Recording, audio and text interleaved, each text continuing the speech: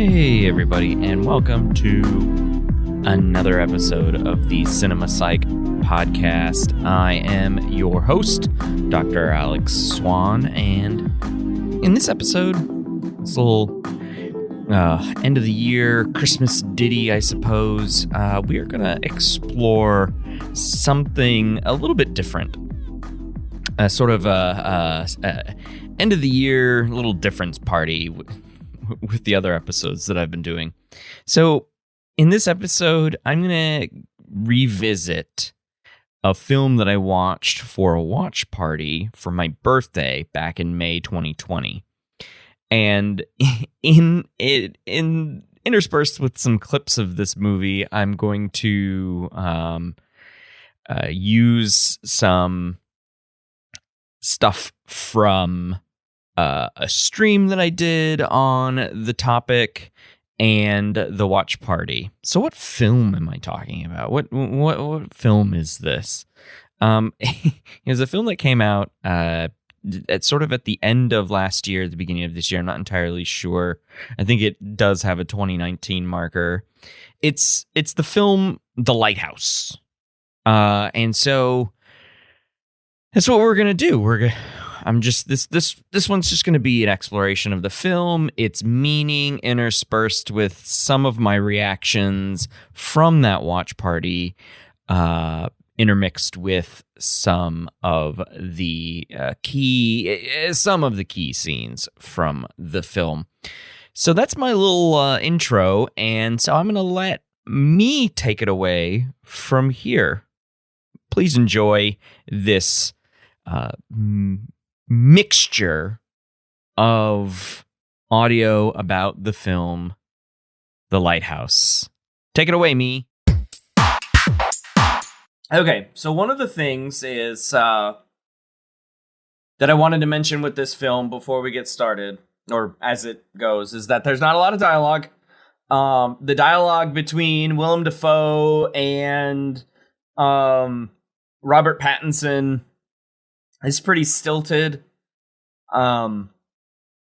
They're caretakers of this lighthouse, and it appears that they're going to be there for 4 weeks. Entire film's in black and white, and we get to watch two men descend into a bit of psychosis, a bit of madness, if you will, as is the parlance for it. Okay, so The Lighthouse came out at the end of last year, so November 2019. So it's been out for about a year now. It's actually still available on Prime because I'm looking at IMDb right now, and it does say that it is still available. So it was written and directed by Robert Eggers, and his brother Max Eggers also wrote it. And it's really a two-person show. It's a two-person movie. It's not anything wild, you know. Isolation, yeah, solitary confinement, exactly. So it stars Robert Pattinson as Ephraim Winslow. That's the name given to him at the very beginning of the film. But it turns out his name is actually Thomas Howard. And that's what Robert Pattinson is billed as. So I might go back and forth between Tommy and Ephraim because it's actually kind of hard to know who we're talking about here and who's forming this narrative. And then Willem Dafoe I got to tell you, a really good performance, and it's a tragedy that he was not nominated for something at the beginning of this year. I don't know if they had missed the boat on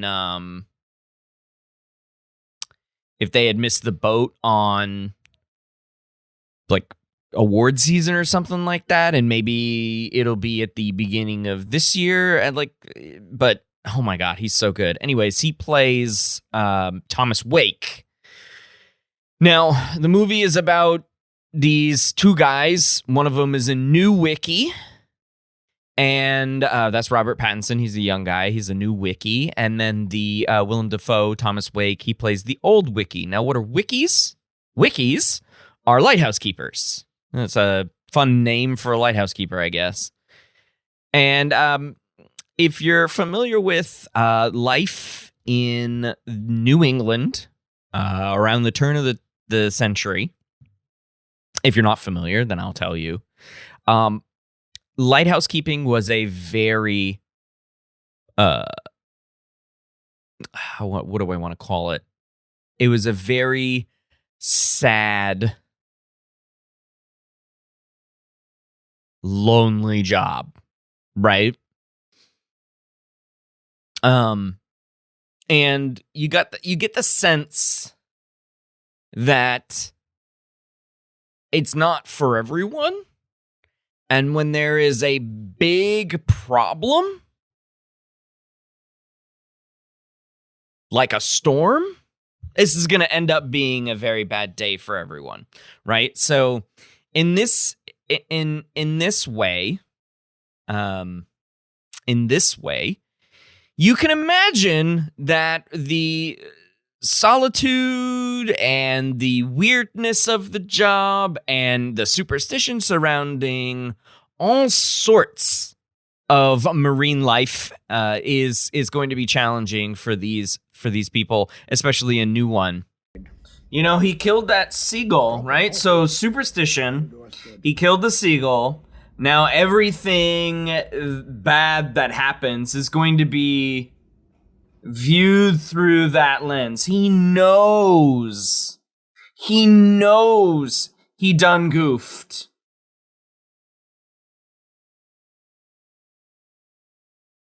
And now everything is going to be viewed through that superstitious lens. Even if he doesn't believe in it, there is enough there. Do they live at the lighthouse at all times? They do indeed live at the lighthouse at all times. You basically, one person is awake all night, handling the actual light of the lighthouse, the searchlight, of course. And then the other one is awake during the day. So you sort of switch back and forth. So one person's awake and one person's asleep, and the person who is awake during the day pretty much handle all of the chores. And they sort of meet at dinner time and breakfast time. And that's the switch. Now, sometimes the older wiki, Willem Dafoe, is awake during the day, and it's just, I guess, his sleep cycle or whatever. And then they sort of cross over at night before one goes to bed, and then the other one goes up to the lighthouse to manage the light. And there's just there's just an interesting set of dynamics there, right? Because you're home, you're by yourself all day, and we get the story from Robert Pattinson's Winslow character. We get his part of the narrative. And so are we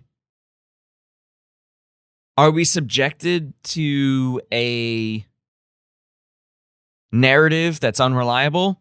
First and foremost, yes. Now, one of the major themes of this movie is that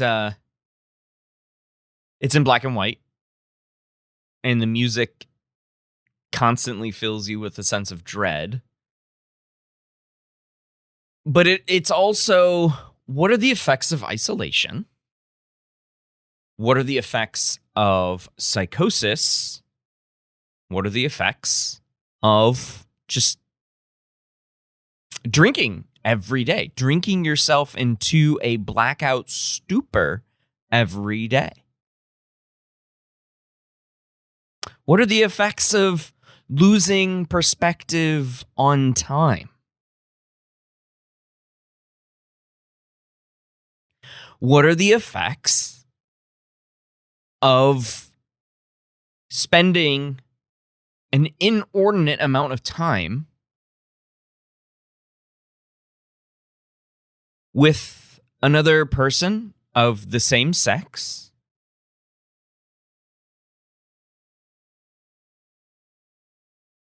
when there are needs? Of course, needs. Yeah.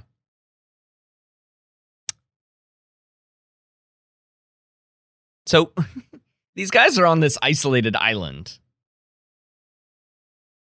So if I was going to be stranded somewhere, I would keep a journal. Put every day in that journal.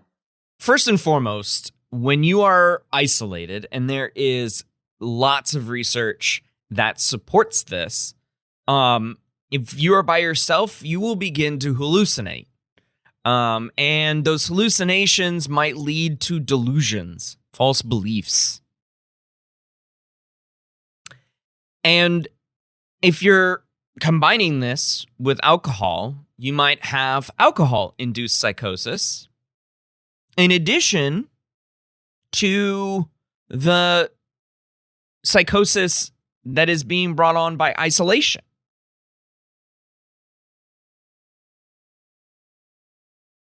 It's wild. Now, this film is called a psychological horror because we don't know if Winslow's account is real or not. We don't actually know any of that. It's very difficult to actually put a pinpoint on when something's real and versus when something's not. We obviously get thoughts of that. We get shots of that, I suppose. With Ephraim Winslow, Robert Pattinson, believing that he is being summoned by a mermaid, or he believes that Wake is a sea monster of some sort. And this psychosis, it's similar to sleep deprivation for sure. Because it's all similar mechanisms in what comes out of hallucinations and beliefs. It's all similar mechanisms. We can only keep hold of an objective reality so much, and so when you start losing your grip on that, the effects become much the same. So you start to hallucinate because we crave the company of others. And they're not getting that, especially when they get in fights with each other. They're not getting that socialness, okay?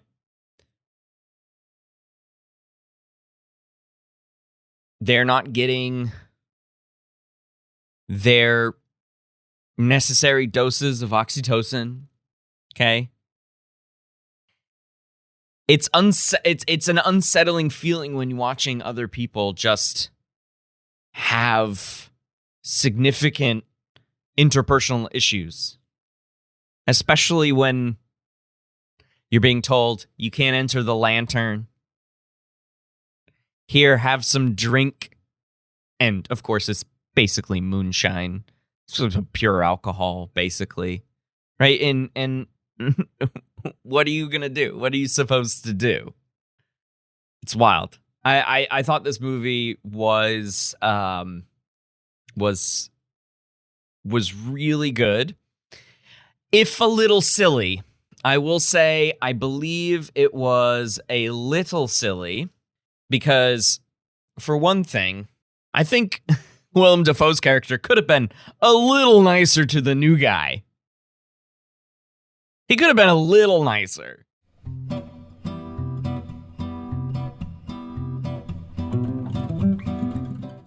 Hey, listener. Thanks for sticking around this episode. I hope you're enjoying it. Anyway, I need your help in growing this podcast's audience. In past episodes, I've asked you to share this podcast with 5 of your friends. Let's keep doing that. Share this podcast on social media, especially if you really liked an episode. Share that episode. Tell 5 of your friends or family if they have an interest in film or psychology, or even better, both. Growing the audience is our goal for the second year of programming, and so we need your help to get that done. Other ways to contribute to the podcast include tips to our PayPal, found on our website, becoming a patron at patreon.com/cinemapsychpod, rocking some sweet merch from our Spreadshirt shop, and or leaving us a rating or review on your favorite podcast service. Now back to the show.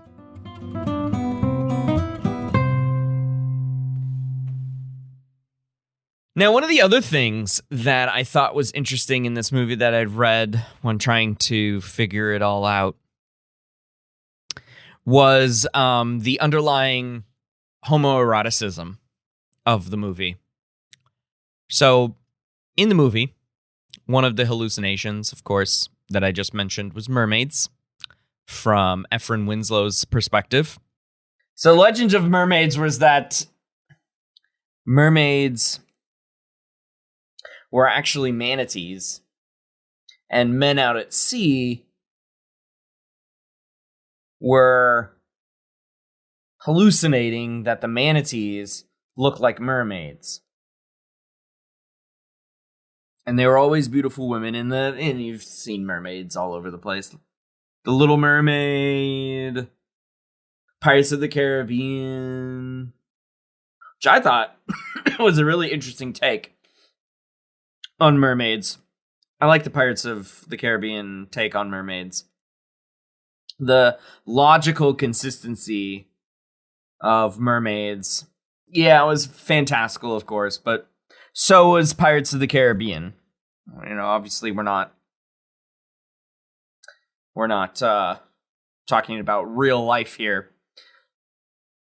And when you think about mermaids, you're obviously, unless you're like, I'm gonna go sing with them. Some Disney mermaids. But if you're talking about mermaids, then it's probably has to do with some sort of lust, infatuation, etc. Like there's really no two ways about what that means thematically. All right, so Robert Pattinson's character is horny. Who wouldn't be? And it's entirely possible that Willem Dafoe's character is also horny. How else does a loner guy like that, you know, handle his more base desires, right? There is a scene in the movie where Robert Pattinson, our Pats, is looking up at the looking up at the lighthouse. You know, it's after dark, and he looks up and he sees Willem Dafoe's character, what he thinks is naked, and just being being given a hand job by a sea creature, something like that. So some sort of masturbatory thing, probably.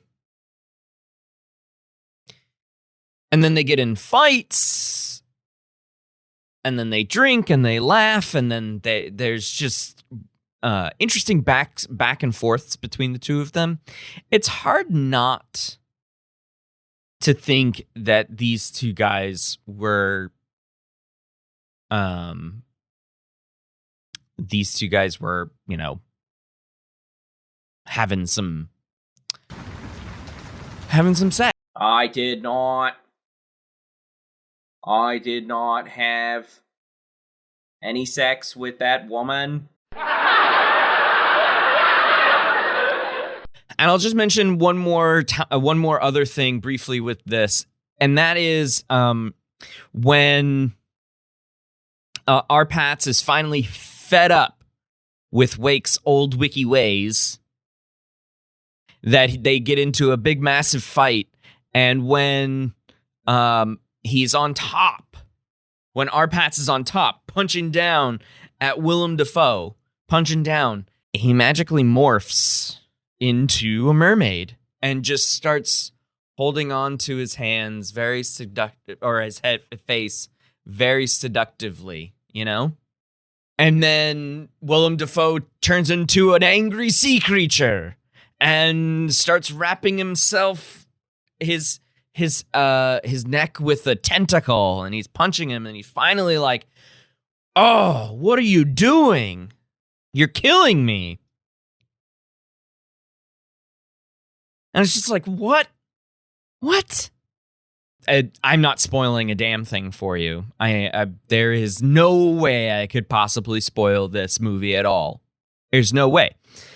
Because most of it is ambiguous. So I could start this podcast episode with spoiler alert, but I honestly don't think, because you'll go into it and be like, that Dr. Swan, he told me, or he mentioned something about delusions and psychosis and sea creatures and getting jerked off. But it really has nothing to do with the story. There's very little. There's one thing that I will not say, but I will leave in the podcast, so I'll leave it off now. So, going back to what I was saying about the homoerotic nature of the movie, is the relationship between these two guys and whether or not they are doing things in their blackout drunken states. You see them night after night after night, and we don't know how long they're in this lighthouse home. We don't know.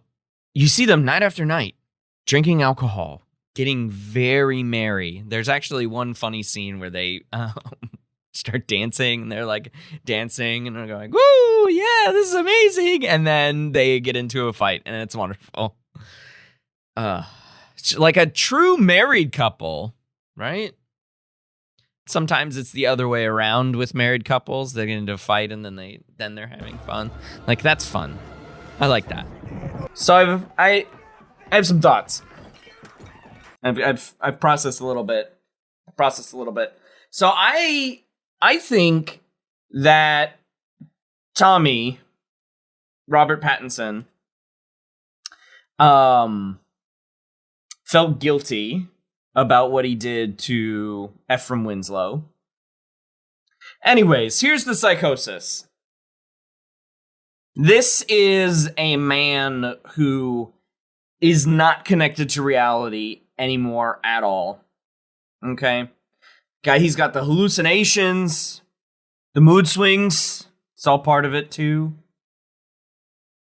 He's got the combination with the alcohol.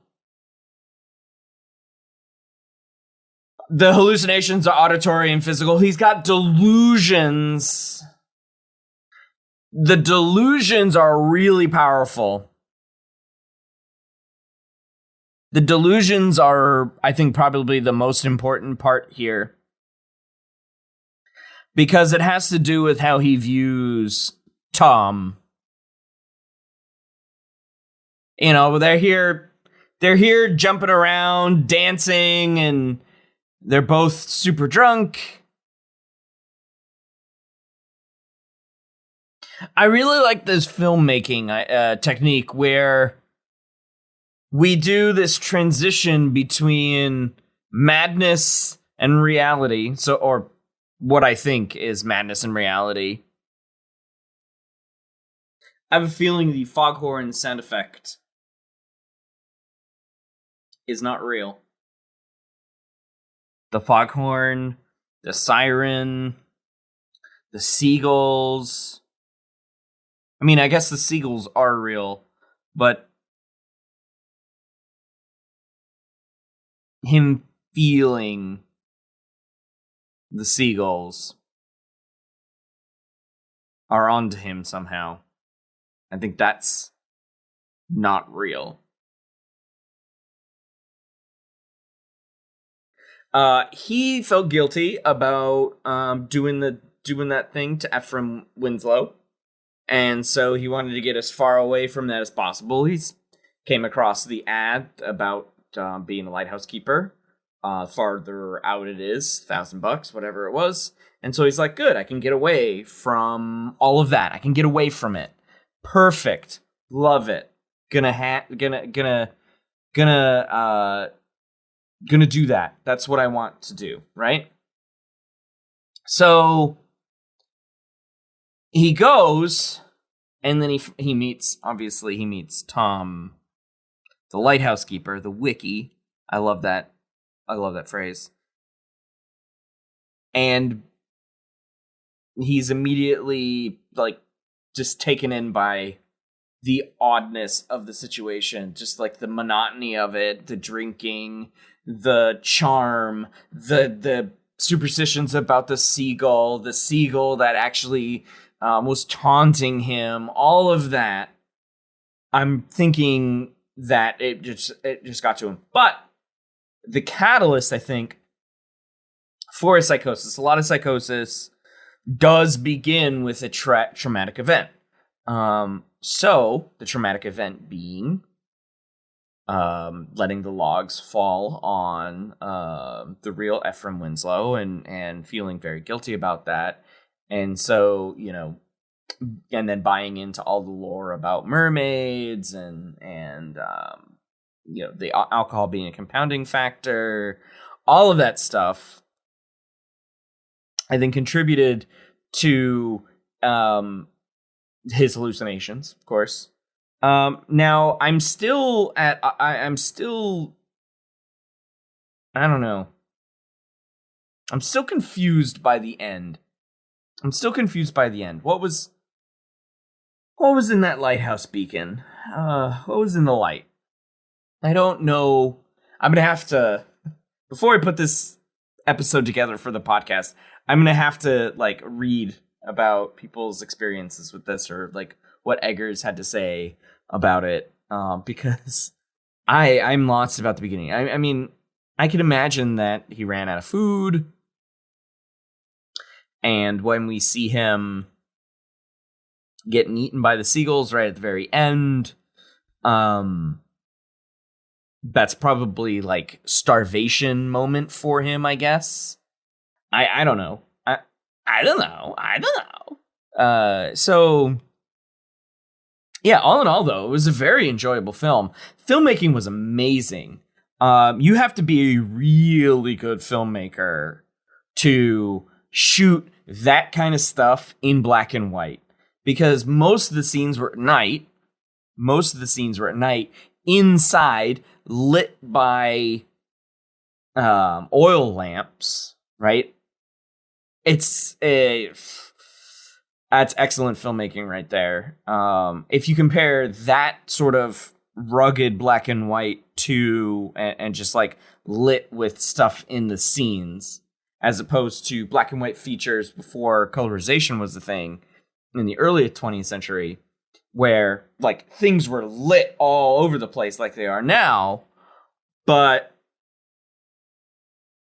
I mean, you get a much different feel from it, and I think it was really well done. And the transfer from scene to scene, and the characterization changes from scene to scene, magnifique. I don't know who was the mad one. It's all just a figment of his madness. It had to be. It had to be. Now, the company who runs this lighthouse I would have to guess that they are probably screwed having 2 deaths. Somebody's gotta be like, the lighthouse hasn't been lit for a couple of days now, a couple of nights now. What's going on with that? That's weird.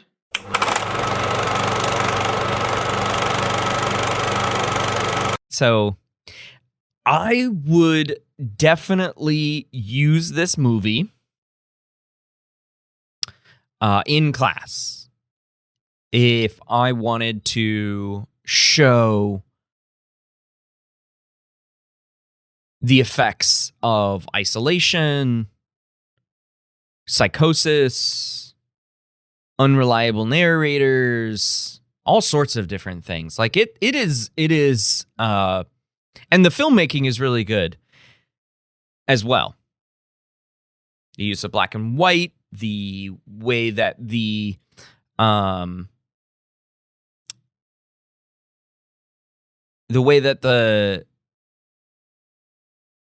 Eggers used lighting and music, the whole thing just sets you up for a sense of dread everywhere. And